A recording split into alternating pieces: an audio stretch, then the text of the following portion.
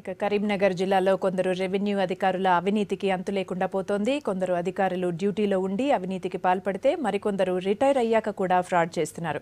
నకిలీ పట్టాదారు పాస్బుక్లు సృష్టించి సొమ్ము చేసుకుంటున్నారు. బాధితులు ఏళ్లుగా ఆఫీసుల చుట్టూ తిరిగినా న్యాయం మాత్రం జరగడం లేదు.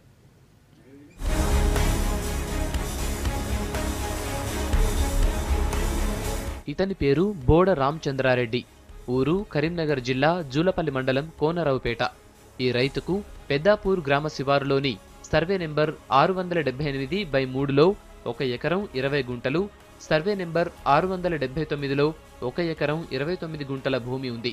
1983లో రామచంద్రారెడ్డి తండ్రి రామ్రెడ్డి సాదా బైనామాపై అదే ఊరికి చెందిన రైతులకు భూమిని అమ్మాడు. కానీ 2004 వరకు కూడా కొన్నవాళ్లు చెల్లించాల్సిన మొత్తం డబ్బులు ఇవ్వలేదు.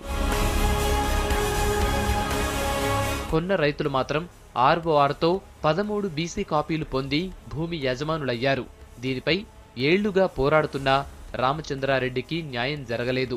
రెవెన్యూ అధికారులు అవినీతికి పాల్పడి అక్రమంగా రిజిస్ట్రేషన్ చేశారని ఆరోపిస్తున్నాడు రామచంద్రారెడ్డి. జూలపల్లి మండల్లో పెద్దాపూర్ విలేజ్లో అన్ని గ్రామాల లోపల కూడా ఒక రిటైర్ అయిన తహసీల్దారు 36/2004 లోపల రిటైర్ అయితే 31/7/31/8 ప్రొసీడింగ్ తీసి 1,000 కోట్ల రూపాయలు దోసుకున్నారు ఇక్కడ. అయితే ఆ శాంతయ్య గారు చేసింది కావచ్చు, కానీ ఇచ్చిన ఎంఆర్ఓలు ఏవైతుందో చంద్రశేఖర్ రెడ్డి వీళ్ళంతా కలిసి, వెంకటమాధవరావు, చంద్రశేఖర్ రెడ్డి, నాగభూషణం, తర్వాత ఆర్డీఓలు వీళ్ళంతా కలిసి ఏదైతే ఉన్నదో మొత్తం వాటి మీ సేవలో పెట్టేసి ₹1 కోట్ల డ్రా చేశారు. డ్రా చేసి ఈ లోకల్ బాడీకి రావాల్సినటువంటి పైసలు రాకుండా చేసి ఈ జూలపల్లి మండలం లోపల ఒక 1,000 కోట్ల స్కామ్ చేశారు. ఈ మా మండలం ముంచేసింది వీళ్ళు మొత్తం. 2004 జూలై 24న ఒక రైతుకు, జూలై 30న మరో రైతుకు ఆర్ఓఆర్ ద్వారా పట్టా చేసి 13 బీసీ కాపీలిచ్చారు గతంలో ఇక్కడ పనిచేసిన తహసీల్దార్ శాంతయ్య. కానీ శాంతయ్య 2004 జూన్ 30న రిటైర్డ్ అయ్యారని ఆరోపిస్తున్నాడు రైతు రామచంద్రారెడ్డి. రిటైర్డ్ అయిన ఎంఆర్ఓ తమ సంతకాలు ఫోర్జరీ చేసి ఇతరులకు భూమి కట్టబెట్టారంటూ సమాచార హక్కు చట్టంతో సేకరించిన ఆధారాలు చూపిస్తున్నాడు. తనకు న్యాయం చేసి శాంతయ్యపై చర్యలు తీసుకోవాలని ఉన్నతాధికారులకు విన్నవించాడు. 10 ఏళ్లుగా ఎంఆర్ఓ, ఆర్డీఓ, కలెక్టర్ ఆఫీసుల చుట్టూ తిరుగుతూనే ఉన్నాడు. కానీ ఇప్పటికీ న్యాయం జరగలేదు.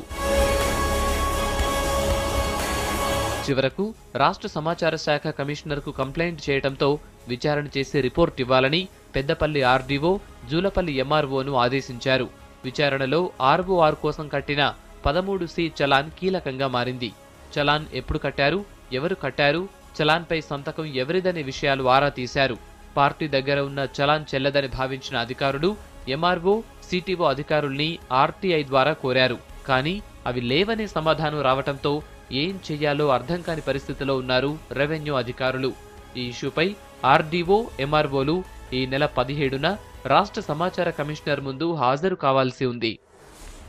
జూలపల్లి మండలంలోని కోనరావుపేట గ్రామంలో సంబంధించిన ల్యాండ్ ఇష్యూలో ఆ పట్టదారు 1980 నుంచి 90 ప్రాంతంలో సాదా బైనామా ద్వారా అమ్ముకోవడం జరిగింది. అయితే అప్పటి రెవెన్యూ సిబ్బంది దాన్ని ప్రొసీజర్ ప్రకారంగా మ్యూటేషన్ చేయకపోవడం వలన ఇప్పుడు రెండు పార్టీల మధ్య మన గొడవ అనిపిస్తుంది. కానీ ప్రస్తుతం కల్టివేషన్లో ఉన్న వాళ్ళు సుమారు 20 నుంచి 25 సంవత్సరాల నుంచి ఆ యొక్క ల్యాండ్ దున్నుకుంటున్నారు.